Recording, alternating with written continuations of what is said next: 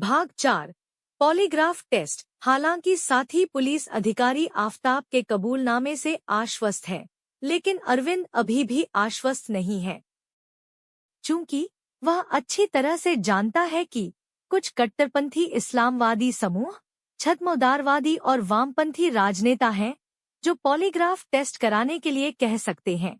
अपनी बातों को सही ठहराने के लिए वे मीडिया को एक हथियार के रूप में इस्तेमाल करते हैं। रोहिणी फोरेंसिक विज्ञान प्रयोगशाला। अरविंद द्वारा आफताब को एक पुलिस वैन में रोहिणी फोरेंसिक विज्ञान प्रयोगशाला और एफएसएल प्रयोगशाला में ले जाया गया। एफएसएल प्रयोगशाला में परीक्षण खत्म करने के बाद उसे रोहिणी ले जाया गया। प्रयोगशाला के प्रवेश द्वार के अंदर पहुंचने पर कम से कम 2 लोगों ने अपनी तेज तलवारों से उस पर हमला कर दिया। उन्होंने हिंदू सेना पार्टी से होने का दावा किया। दोनों हमलावरों को हिरासत में ले लिया गया है। प्रयोगशाला के बाहर कम से कम 5 पुलिसकर्मी आफताब की रखवाली कर रहे थे। पॉलीग्राफ टेस्ट के दौरान आफताब ने अधिकारियों के सामने कुछ चौंकाने वाली सच्चाइयों को कबूल किया। भले ही मुझे मेघा की हत्या के लिए फांसी दी जाती है, मुझे खेद नहीं होगा, क्योंकि मुझे एक नायक के रूप में याद किया जाएगा।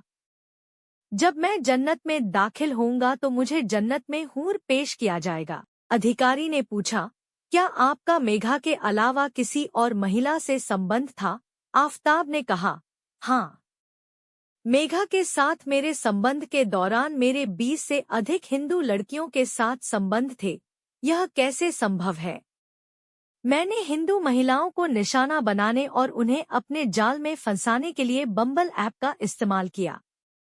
मेघा की हत्या करने के बाद मैंने अपने अपार्टमेंट में एक मनोवैज्ञानिक को बुलाया था।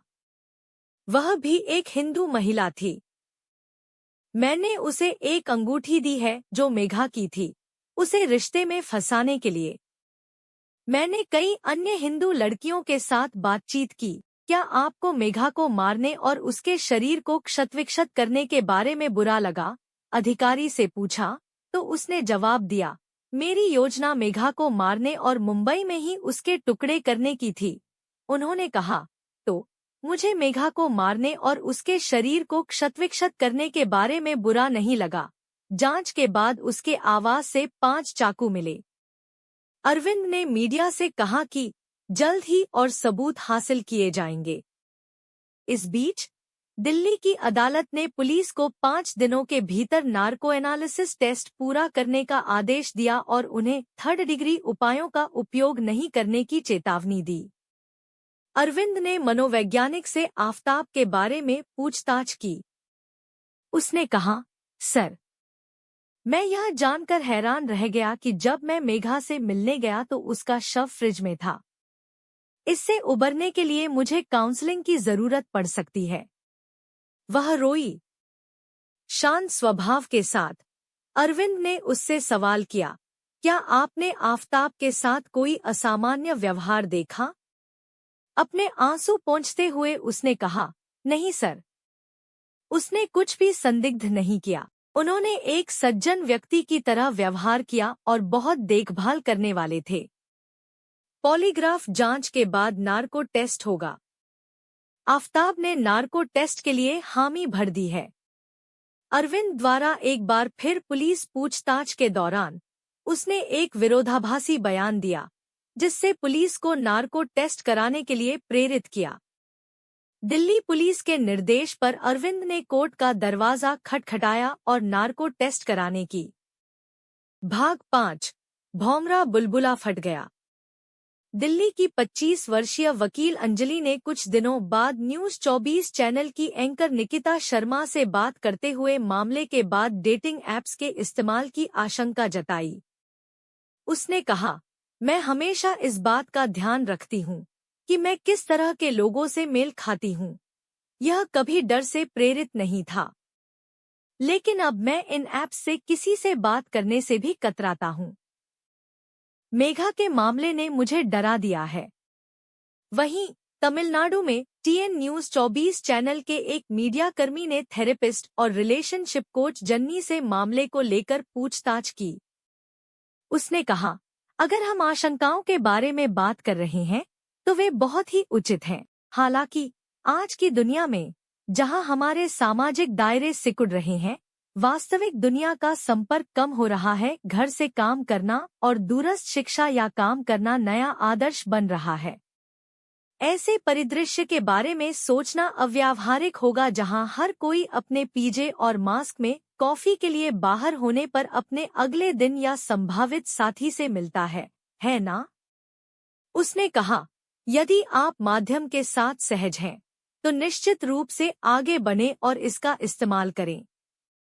लेकिन माध्यम चाहे जो भी हो, बहुत कुछ टाला या बुझाया जा सकता है। जब कोई व्यक्ति अधिक आत्मजागरूक हो जाता है और कुछ गैर परक्राम्य जगह लेता है और उन मूल्यों के लिए खड़ा होता है, चाहे वह कितना भी सुविधाजनक या कठिन क्यों न हो। महोदया, डेटिंग ऐप्स पर हो रहे हंगामे के खिलाफ आपका क्या नजरिया है? डेटिंग ऐप को दोष देना पूरी तरह से सही नहीं हो सकता है। उपसंहार 2020 में कोविड-19 महामारी की शुरुआत ने बाहरी दुनिया से जुड़े रहने के लिए इलेक्ट्रॉनिक उपकरणों के अलावा कुछ भी नहीं होने के कारण अपने घरों तक सीमित कर दिया। नतीजतन मास्क पहनने और सैनिटाइजर का उपयोग करने के साथ साथ समान विचारधारा वाले लोगों को खोजने के लिए डेटिंग ऐप्स का उपयोग करना भी नया सामान्य हो गया। यदि आप क्रोध में आकर कोई निर्णय लेते हैं, तो वह आपका जीवन बर्बाद कर देता है। क्या आप हत्या करने के बाद बच सकते हैं? नहीं, आप नहीं कर सकते। यह केवल फिल्मों में होता है। समझें कि पूर्ण हत्या मौजूद नहीं है। फोरेंसिक में एक प्रसिद्ध कहावत थी, एक हत्यारा हमेशा दृश्य में एक सबूत छोड़ देगा।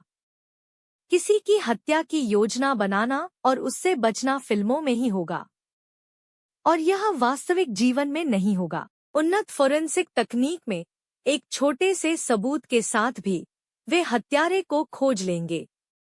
वे पुलिस विभाग में इतनी उन्नत तकनीकी विकास लाए थे। अगर कोई गलती करता है तो उसे सजा जरूर मिलेगी। मेरी व्यक्तिगत राय, इस पीढ़ी में हम नहीं जानते कि प्यार कैसे चल रहा है, और पता नहीं यह साथ रहना कैसे काम कर रहा है। साथ रहने का मतलब है कि वे साथ रहेंगे और बिना शादी किए सब कुछ करेंगे। अगर यह काम नहीं करता तो मुझे नहीं पता था कि वे दूसरे व्यक्ति के पास कैसे जा रहे हैं। व्यक्तिगत रूप से मुझे यह एक साथ रहने की अवधारणा पसंद नहीं है, और यह मेरी निजी राय है। 19 अक्टूबर 2004। कुलिथलाई, करूर जिला। करूर जिले के कुलिथलाई में ज्योति रामलिंगम अपनी पत्नी मीनाक्षी के साथ रह रहे थे। वह वहां खेती कर रहे थे और उनकी पत्नी ने एमए और बीएड पूरा किया था। वह पास के पनिकम्पट्टी सरकारी स्कूल में शिक्षिका के रूप में कार्यरत थी। उनकी जिंदगी बहुत खुशहाल चल रही थी। उस दिन हमेशा की तरह रामलिंगम अपनी खेती का काम करने लगे और उनकी पत्नी मीनाक्षी भी स्कूल चली गई।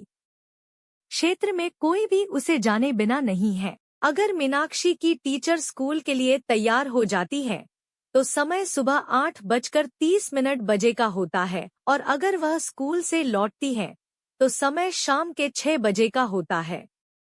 ऐसे तो बिना घड़ी देखे ही हर कोई समय बता देगा। वह समय की पाबंदी को उस उत्तम स्तर पर बनाए रखेगी। मीनाक्षी के मुताबिक वह घर से स्कूल के लिए निकलेंगी और स्कूल से घर के लिए। उस दिन भी उसने अपने पति रामलिंगम के लिए खाना बनाया, दोपहर के भोजन के लिए खाना लिया और अपनी टीवीएस 50 बाइक पर स्कूल चली गई। समय शाम के 6 बजे का है, लेकिन शिक्षक घर नहीं लौटे। रामलिंगम ने तुरंत स्कूल को फोन किया, चूंकि उस समय मोबाइल फोन नहीं थे। जब उन्होंने स्कूल में फोन किया तो उन्होंने कहा वह पहले ही जा चुकी है। चूंकि 6 बज चुके थे और उसकी पत्नी घर नहीं लौटी, रामलिंगम सीधे स्कूल गया और उसने वहां के चौकीदार से पूछताछ की। लेकिन चौकीदार ने जोर देकर कहा कि टीचर मीनाक्षी पहले ही जा चुकी है। हालांकि उन्होंने अंदर जाकर पूरे स्कूल की तलाशी ली और कार्यालय में जो लोग थे, जिनमें हेडमास्टर और कुछ शिक्षक भी शामिल थे, उन्होंने सभी के बारे में इसी तरह पूछताछ की। सभी ने कहा कि मीनाक्षी टीचर पहले ही जा चुकी हैं। अब रामलिंगम को समझ नहीं आ रहा था कि क्या करें। वह जिस प्रकार घर से स्कूल आया था उसी प्रकार वापस लौटा और जब वापस लौटा तो रास्ते में सभी के बारे में पूछताछ की। स्कूल और घर जाने के रास्ते में मारुदुर में एक रेलवे क्रॉसिंग है। उन्होंने उस गेट पर काम करने वाले व्यक्ति के बारे में पूछताछ की। गेटमैन ने कहा, मैंने सुबह मीनाक्षी टीचर रामलिंगम को स्कूल जाते देखा था, लेकिन मैंने उन्हें शाम को लौटते नहीं देखा। इससे घबराए रामलिंगम ने यू टर्न लिया और मेट्टुमरुदुर गए, जो रेलवे गेट से पहले है, और उन्होंने अपने दोस्त तिरुपति के बारे में पूछताछ की, जो एक उर्वरक की दुकान चला रहा था।